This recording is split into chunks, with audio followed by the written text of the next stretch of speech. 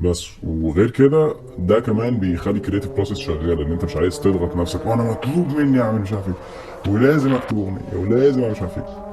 نو، هي مش كده خالص. بالعكس، انا شغال في دوت وفي نفس الوقت وقت ما احس كده ان انا ابتديت اكسر الكالون برجلك في قلب الباب. اف بي اي يا ولاد، هجوم على البيوت. انا فتاك من الرعب، هارد اتاك جري القلب نبض.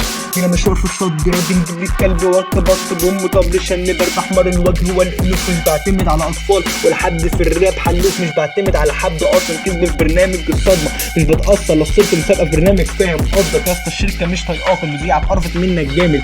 الراعي الرسمي السائر على باقي الكواكب بيعافر، ما جابش لبرامج الا بتهزيق من الممثله. قلب هنا اتقلب هناك، المهم القلب مش عندنا. خسارتك انك بتكمل في اعمال ما تساويش مليم. هنا مش بتكلم على الشركه، بتكلم عليك يا ابني. انت بتنجانه واخده تنفه تحت ليك قسم الخضار. مش براب في تراك في المستخبي من كفر الدوار. عامل بهلوان الحلقه نكت تهيك الانتاج.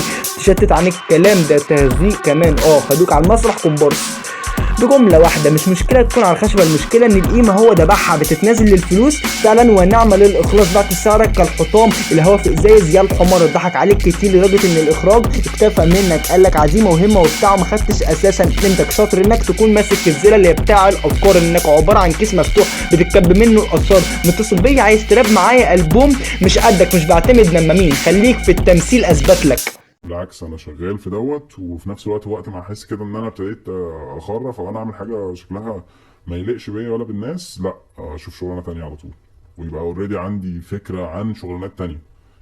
يعني انا من اوريدي دلوقتي بحاول اتعلم اصلا انا عايز انفست في ايه، عايز اعمل ايه بعد ما اكبر شويه.